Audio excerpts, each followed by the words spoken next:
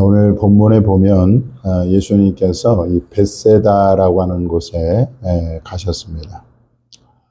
가서 보니까 사람들이 맹인 한 사람을 데리고 예수님께 나와서 손 대시기를 구했습니다. 이 맹인도 두 종류가 있어요. 선천적으로 맹인이 있고 또 중도에 실명한 사람도 있습니다. 유명한 개그맨 중에 이런 그 병으로 인해서 점점 시력을 잃는 그런 분도 있는데, 오늘 본문에 나오는 이 맹인은 중도에 실명을 했는지 아니면 선천적으로 앞을 보지 못하는지는 나와 있지 않습니다. 그런데 사람들이 그를 예수님께 데려왔는데, 그 사람들은 누굴까 생각해 보면 아마도 부모님이거나 또 그 형제들이거나 친지들이 아니었을까 이렇게 생각이 됩니다. 여러분들 장애 중에 가장 힘든 장애가 있다면 아마 이 시각 장애가 아닌가 싶습니다. 평생을 어둠 속에서 살고 있지 않습니까? 미국의 작가요 교육가인 헬렌 켈러라는 사람이 있는데, 이 사람은 19개월, 생후 10개월 무렵에 병을 앓고 난 다음에 시력과 청력을 잃어버렸습니다. 그런데 그에게 스승이 하나 있었는데, 이 앤 셜리번이라는 선생이 아주 헌신적인 교육을 해서 언어를 배우게 되고 이제 다른 사람과 의사소통을 하게 되었습니다. 그가 쓴 에세이가 하나 있는데, 그 에세이 제목이 뭐냐면 만일 내가 3일만 볼 수 있다면 이라는 에세이입니다. 헬렌 켈러는 만약에 3일만 나에게 볼 수 있는 기회가 주어진다면 첫째 날은 가족과 친구들의 얼굴을 바라보면서 그들의 표정과 모습을 마음에 깊이 새기고 싶다, 이렇게 썼습니다. 여러분들 사랑하는 가족, 사랑하는 자녀를 볼 수 있다는 것이 얼마나 큰 축복인지 몰라요. 둘째 날은 자연의 아름다움을 보고 싶습니다. 그래서 해돋이, 숲, 그리고 꽃, 강과 같은 그런 자연의 그 경이로움을 눈으로 직접 감상하고 싶다고 얘기를 했습니다. 셋째 날은 도시의 일상에 사람들의 삶을 보고 싶다고 했어요. 거리의 사람들, 그리고 시장, 박물관 같은 것을 둘러보면서 인간 사회의 다양한 모습을 보고 싶다고 했습니다. 우리에게는 그냥 당연하고 어떻게 보면 평범한 일인 이 볼 수 있는 것이 이 사람에게는 정말 하나의 소원으로 이렇게 얘기를 하고 있는 것을 보게 됩니다. 그래서 볼 수 있다는 것이 얼마나 큰 축복이고 하나님의 은혜인지 몰라요. 그래서 우리는 여러분 이렇게 자유롭게 자연도 보고 사랑하는 아내도 보고 아들도 보고 자녀도 볼 수 있다는 것이 얼마나 감사인지 모르는 것입니다. 그래서 여러분 이제 저도 나이가 먹어가니까 눈이 좀 침침해져요. 멀리 것이 잘 안 보입니다. 그래서 우리가 나이 들면 그렇게 눈도 잘 안 보일 수도 있습니다. 그래서 볼 수 있을 때 여러분들 성경도 많이 읽을 수 있기를 바랍니다. 가끔 길이나 이제 정처를 가다 보면 맹인을 만나게 되는데, 그 사람들은요, 이 긴 지팡이를 가지고 더듬거리면서 이렇게 길을 가게 됩니다. 언젠가 한 번은 이제 버스를 타고 기다리고 있는데 한 30, 40대 되는 젊은 남자분이 지팡이를 짚고 이렇게 오는 것을 제가 봤습니다. 그래서 그분한테 몇 번을 타냐고 물어보니까 몇 번을 탄다고. 그래서 이제 차가 오니까 제가 그분의 손을 잡고 이렇게 버스에 태워드린 적이 있습니다. 오늘 본문에서도 보면 예수님이 사람들의 요청에 의해서 손대, 안수해 주기를 원할 때 맹인의 손을 잡으시고 그리고 마을 밖으로 데리고 가셨다. 이렇게 나옵니다. 자, 마을 밖으로 예수님이 사람들이 모여 있는 곳을 피해서 그 사람을 데리고 손을 잡고 마을 밖으로 갔다는 것은 지금 예수님과 그 맹인 두 사람만 있게 된 것입니다. 여기서 우리가 발견하는 것은 뭡니까? 신앙은 철저하게 개인적이라는 거예요. 신앙은 예수님과 나와 1대1의 만남이 바로 신앙이라는 거예요. 예수님과 1대1 인격적인 만남이 있어야 비로소 신앙이 시작되는 것입니다. 예스겔 14장 20절에 보면 여러분 신앙이 얼마나 하나님과 나와의 개인적인가를 잘 보여주고 있는데 한번 읽어볼까요? 자, 한번 읽어보겠습니다. 시작. 비록 노아, 다니엘, 욥이 거기에 있을지라도 나의 삶을 두고 맹세하느니 그들도 자녀는 건지지 못하고 자기의 공의로 자기의 생명만 건지리라. 주 여호와의 말씀이니라. 노아가 얼마나 위대합니까? 다니엘, 욥과 같은 그런 사람들이 있다 할지라도 그들도 자녀도 건지지 못하고 자기 공의로 자기 생명만 건진다. 이렇게 나와 있어요. 그래서 부모의 신앙이 여러분을 구원해 줄 수 없다는 것이고, 목사님이 여러분을 구원해 줄 수 없는. 그러므로 자신이 개인적으로 예수님을 만나야 여러분은 구원을 받을 수 있다는 것을 꼭 기억하시기 바랍니다. 그래서 내가 정말 예수님을 개인적으로 만났는가, 인격적으로 주님을 체험했는가를 철저하게 검증해 봐요. 교회 왔다 갔다 한다고 해서 구원받는 게 아니에요.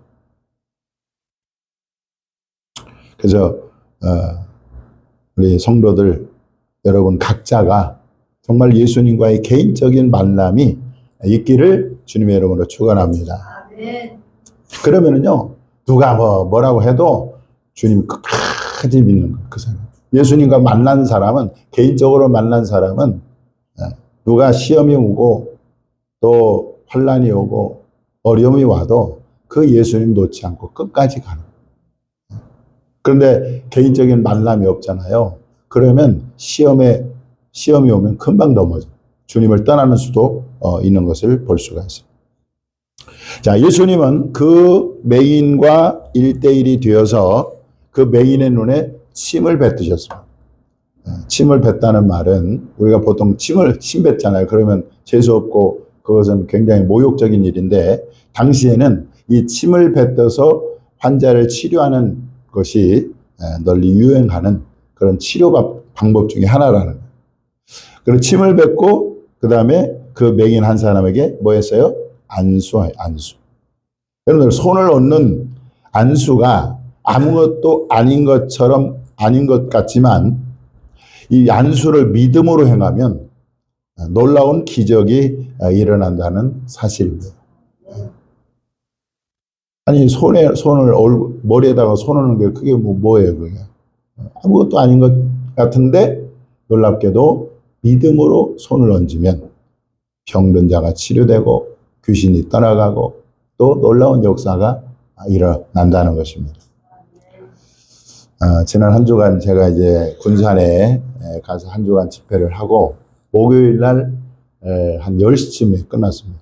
그러다 보니까 이제 그 기도원에서 하룻밤 자고 금요일 날 오전에 이제 올라오게 되는데 한 3시간 올라와야 되는데 한 2시간쯤 올라왔을 때 에어컨이 고장이 차 안에 에어컨이 고장 났습니다.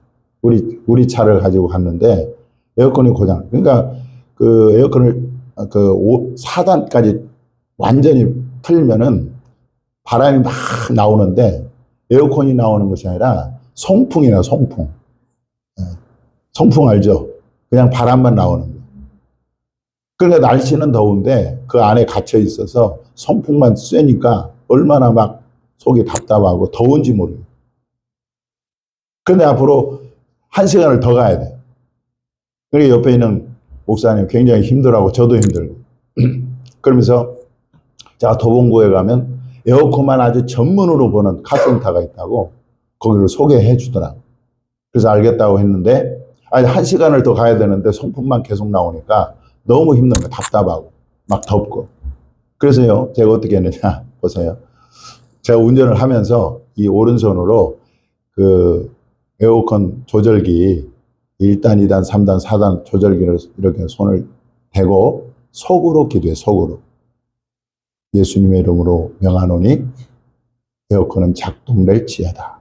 작동될지어다. 이렇게 3번을 다 기도하고 하나님 1시간 가야 되는데 에어컨이 작동되게 해주세요. 딱 했는데 그 즉시 진짜로 거짓말처럼 에어컨이 확 나오는데 와 1단만 나는데요. 너무 추운 거야. 추운 거야. 그 옆에 있는 목사님이 아유 막 너무 춥다고. 여러분들 에어컨에 안수하니까 에어컨이 작동이 되더라니까 진짜로. 거짓말처럼 들리죠? 실제. 어떻게 강단에서 제가 거짓말 하겠어요. 그러니까 한 주간 열심히 기도하고 찬양하고 말씀 듣고 제가 막 충만한 상태에서 안수하니까 아예 에어컨도 고쳐지더라고요. 여러분들 믿는 자는 누구나 안수할 수 있습니다. 마가복음 16장 17절 18절 유명한 말씀이죠. 자, 믿는 자들에게는 이런 표적이 따르리니 곧 그들이 내 이름으로 예수님의 이름으로 귀신을 쫓아내고 세방을 말하고 뱀을 집어돌리고 무슨 독을 마실지라 해를 받지 않냐고 자, 병든 사람에게 손을 얹은 즉 나으리라 하시더라. 안수할 때 병든 자가 치료된다. 그래서 특히 목사님만 안수하고 그러지 않고 여러분들 안수해서 병자도 있으면 그 아픈 분에 손을 얹고 기도해 주세요. 치료하는 건 누가 해요? 내가 하는 거예요. 내가 능력이 있어서 병이 낫는 게 아니라 내가 믿음으로 손을 얹잖아요. 그럼 주님이 치료하신다. 자, 예수님은 맹인에게 안수하신 다음에 무엇이 보이느냐 물으셨습니다. 그럴 때 맹인이 쳐다보며 사람들이 보이나이다 이렇게 대답해요. 이제 고쳐진 줄 알았더니 이 사람이 또 하는 말이 나무 같은 것들이 걸어가는 것을 보나이다. 그러니까 전혀 보지 못했던 맹인인데 예수님의 안수로 눈이 보이게 됐어요. 그런데 완벽하게 보게 된 것이 아니에요. 처음에는 사람들이 보였다가 나중에는 그 사람들이 걸어다니는 나무로 보이는 거예요. 그러니까 불완전하게 보게 된 거죠. 그러니까 예수님이 그 맹인의 눈에 어떻게 돼요? 다시 안수를 하니까 이제는 밝히 보여졌다. 완전히 나아서 모든 것을 밝히 보게 되었다. 이렇게 기록하고 있습니다. 저는 여기에서 예수님이 한 영혼을 다루시는 방법을 배우게 됩니다. 하나님께서 한 영혼을 부르십니다. 그가 예수님을 믿습니다. 그런데 예수님을 믿었다고 하루아침에 그 사람이 완전한 사람이 되는 것이 아니라 성숙한 사람이 되는 것이 아니라는 것입니다. 여전히 예수님을 믿고 있지만 옛사람, 옛 본성이 남아있어요. 그런 그에게 예수님은 끊임없이 인내하면서 기다리시는 것입니다. 그리고 계속해서 말씀을 통해서 환경을 통해서 시련을 통해서 그를 가르치고 양육하시는 것입니다. 그리고 마침내 믿음이 완전한 사람, 신앙이 성숙한 사람으로 만드시는 거예요. 할렐루야. 네. 빌립보서 1장 6절의 말씀에 이렇게 나옵니다. 자, 한번 읽어보겠습니다. 시작. 너희 안에서 착한 일을 시작하신 이가 그리스도의 예수의 날까지 이루실 줄을 우리는 확신합니다. 처음부터 예수 믿고 성자가 되는 사람이 어디가 있어요? 완벽한 사람이 되는 사람이 어디 있어요? 하나님은 끊임없이 우리에게 가르치시고 양육하시고 때로는 채찍하시고 훈련하시고 그렇게 해서 우리를 성장시켜가지고 결국에는 장성한 믿음의 분량의 사람으로 우리를 세워주시는 것이죠. 데살로니가전서 5장 23절 24절에도 보면 이렇게 나옵니다. 시작. 평강의 하나님이 친히 너희를 온전히 거룩하게 하시고 또 너희의 온 영과 혼과 몸이 우리 주 예수 그리스도께서 강림하실 때에 흠없게 보존되기를 원하노라. 너희를 부르신 이는 미쁘시니 그가 또한 이루시리라. 아멘. 그러니까 우리 형제 중에 믿음이 연약한 지체가 있다면 비판하고 정죄할 것이 아니라 어떻게 해요? 참아주고 기다려줘야 돼. 지금 하나님이 그 사람을 뭐요? 공사 중에 있어. 공사 중. 네. 자, 예수님은 맹인이었다가 밝히 보게 된 사람을 마을이 아니라 어디로 보냈어요? 집으로 보내. 집으로. 오늘 마지막 절에 보면 예수께서 그 사람을 집으로 보내시며 이르시되 마을에는 들어가지 말라 하시니라. 가장 먼저 어디로 보내세요? 집으로 파송. 집으로. 예수님이 제자들을 파송하시면서도 이렇게 말씀하셨습니다. 예수께서 이 12를 내보내시며 명하여 이르시되 이방인의 길로도 가지 말고 사마리아인의 고을에도 들어가지 말고 오히려 이스라엘 집에 잃어버린 양에게로 가라. 누가 먼저예요? 이스라엘 집에 잃어버린 양이 먼저라는. 이방인보다 이스라엘 집에 잃어버린 양이 먼저라는.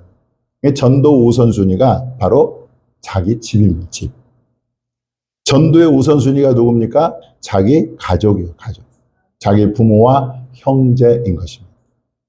누가복음 16장에 보면 부자가 지옥 가서 아브라함에게 부탁하는 게 뭡니까? 아브라함이요, 나사로를 보내서 내 형제에게 증거, 다섯 명의 형제에게 증거해서 그들은 이 고통받는 곳에 오지 않게 하소서. 이 부자의 간절한 바람도 뭐예요? 자기 형제들 구원받는 거예요. 제가 극동방송을 듣는데 그 전도하는 사람에게 성경책을 선물로 주는 그런 생방송 프로그램이에요. 그 어떤 분이 전화가 왔어요. 어떻게 전화를 했냐 물어보니까 우리 이모가 권사님인데 자기 남편을 위해서 수년을 기도했다. 그 남편은 교회를 반대하고 교회 가는 것을 막 극구해서 성경책도 막 찍고 그런 아주 강박하고 완악한 그런 남편인데 자기 이모가 수십 년을 그 남편의 구원을 놓고 기도했다는 기도. 그런데 한 6개월 전에 갑자기 이 남편이 나 교회 가고 싶다. 그래가지고 지금 교회를 다니는데 새신자 교육도 받고 세례까지 받았다. 그래서 저는 우리 이모에게 이 성경책, 우리 이모부에게 성경책을 선물로 드리려고 전화를 했습니다. 이렇게 하는 것을 들었습니다. 여러분 아직 믿지 않은 가족 구원을 위해서 기도할 수 있기를 바라고 또 전도할 수 있기를 바랍니다. 여러분들 구원은요 주님이 주시는 거예요. 주님이. 내가 전도 잘해서가 아니라 하나님이 그를 이끌어오면 하나님께서 땡기면은요 누구라도 다 딸려오겠다.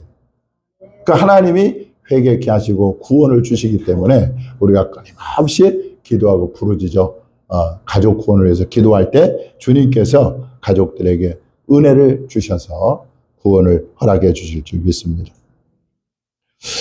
오늘 본문에 나오는 맹인은 육신의 눈이 멀었어요. 육신의 눈이 멀었어요.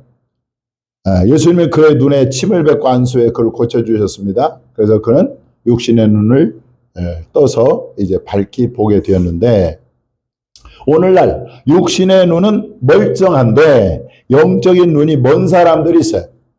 그들이 누굽니까? 세상의 모든 불신자들과 오늘날 교회 안에 있지만 성령으로 거듭나지 못한 사람들을 말해요. 그들의 특징은 뭐예요? 그들은 영적인 눈이 멀었기 때문에 영적인 세계를 보지 못한다는 거예요. 그래서 보기는 보아도 보지 못하는 그런 그 말씀이 성경에 많이 나옵니다. 자, 이것은 마치 구약에 나오는 엘리사 선지자의 사환과 같아요. 사환. 당시 이스라엘의 적국인 아람 군대가 엘리사 선지자를 잡으려고 군대를 파송해서 엘리사 선지자가 있는 그 도단성을 완전히 에워쌌습니다. 이 사환이 아침에 일어나서 보니까 아람 군대가 자기 도단성을 꽉 둘러친 것을 보고 크게 두려워하면서 다급하게 엘리사 선지자를 에게 이 사실을 알렸어요. 그런데 엘리사 선지자는 전혀 당황하는 기색이 없었습니다. 그리고 하나님께 기도해요. 지금 엘리사 선지자는요, 기도하기를 뭐라고 기도해요? 하나님, 이 사환의 영적인 눈을 열어주시도록, 그래서 보게 하도록 그렇게 기도를 합니다. 하나님이 그 엘리사 선지자의 기도를 들으시고 이 사환의 눈을 열어요. 영적인 눈을 딱 열어주니까 그가 목격한 것은 하늘에서 파송된 불말과 불병거를 보게 되는 거죠. 자, 성경은 이렇게 나옵니다. 역대하 6장 16절 17절 읽어보겠습니다. 시작. 대답하되 두려워하지 말라. 우리와 함께한 자가 그들과 함께한 자보다 많으니라 하고 기도하여 이르되 여호와여 원하건대 그의 눈을 열어서 보게 하옵소서 하니 여호와께서 그 청년의 눈을 여심해 그가 보니 불말과 불병거가 산에 가득하여 엘리사를 둘렀더라. 아멘. 그러니까 사람은요, 육신의 눈도 있지만 영적인 눈도 있다. 그러니까 하나님이 영적인 눈을 열어보니까 그 아랑군대를 오히려 둘러싸고 있는 하늘에서 파송된 불말과 불병거를 보게 돼요. 저는 여러분들의 영적인 눈이 열려지기를 바랍니다. 영안이 열려요. 영안. 그래야 영적인 세계를 볼 수가 있어요.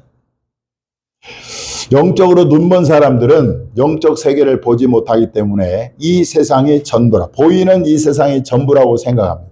그래서 보이는 이 세상과 이 세상 것들만을 추구하며 살아가는 것이 바로 세상의 모든 불신자들의 모습이라. 그러나 영적인 눈이 열린 사람은 영원한 세계를 보기 때문에 잠시 있다 없어질 이 세상과 이 세상 것들만을 추구하지 않고 영원한 세계를 추구한다는 거예요. 이게 영적으로 눈이 열린 사람과 열리지 않은 사람의 차이인 것입니다. 구약에 보면 모세가 그랬다는 거. 모세가 한번 읽어보겠습니다. 시작. 믿음으로 모세는 장성하여 바로의 공중의 아들이라 칭함받기를 거절하고 도리어 하나님의 백성과 함께 고난받기를 잠시 죄악의 낙을 누리는 것보다 더 좋아하고 그를 위하여 받는 수모를 애굽의 모든 보화보다 더 큰 재물로 여겼으니 이는 상 주심을 바라봅니다. 애굽의 모든 왕자잖아요. 애굽의 왕자인데 그는 그것을 다 버렸어요. 그리고 주를 위해서, 그리스도를 위해서 고난을 당한. 왜 그랬느냐? 영원한 세계, 하나님의 상급을 바라보면서 그렇게 했다는 거예요. 초대교회 성도들은요, 극심한 박해 가운데 있었습니다. 그래서요, 감옥에 가는 것은 물론이지만, 또 이 재산을 몰수당하기도 했습니다. 그런데 오히려 그들은 기뻐했어요. 왜냐? 성경에 보니까 이렇게 나옵니다. 히브리서 10장 34절 시작. 너희가 갇힌 자를 동정하고 너희 소유를 빼앗기는 것도 기쁘게 당한 것은 더 낫고 영구한 소유가 있는 줄 알미라. 영원한 하나님의 나라에 썩지 않고 쇠하지 않고 더럽지 않는 그 산업, 그 소유가 있는 것을 알기 때문에 이 땅에서 예수 때문에 박해받는 것을 오히려 기쁘게 여겼다. 그렇게 말씀하고 있습니다. 자, 바울을 보겠습니다. 그는 보이지 않는 영원한 세계, 영원한 것을 주목한다고 말합니다. 자, 읽어보겠습니다. 시작. 우리가 주목하는 것은 보이는 것이 아니요 보이지 않는 것이니 보이는 것은 잠깐이요 보이지 않는 것은 영원합니다. 바울이 주목한 건 이 세상이 아니라 보이지 않는 하나님의 나라, 영원한 나라, 그 나라를 주목했다. 그리고 그 나라를 위해서 그는 자신의 전 인생을 드린 것을 볼 수가 있습니다. 오늘 본문에 보면 이 소경을 예수님이 눈을 뜨게 하셨잖아요. 그 우리의 영적인 눈이 어떻게 우리가 열릴 수 있을까, 뜰 수 있을까 할 때 바로 성령께서 우리에게 오셔서 우리의 눈을 열어주셔야 돼요. 우리의 눈을 열어주실 때 우리가 비로소 영원한 세계가 있구나. 하나님이 계시구나. 천국이 있구나. 이것이 믿어지게 되는 겁니다. 그래서 여러분, 하나님께, 성령 하나님께 내 눈을 열어달라고 기도할 수 있기를 바랍니다. 그래서 보이지 않는 영원한 세계, 하나님과 하나님 나라를 그야말로 보고, 그리고 그 나라를 구하는 저와 여러분이 되어야 될 줄 믿으시기 바랍니다. 기도하겠습니다.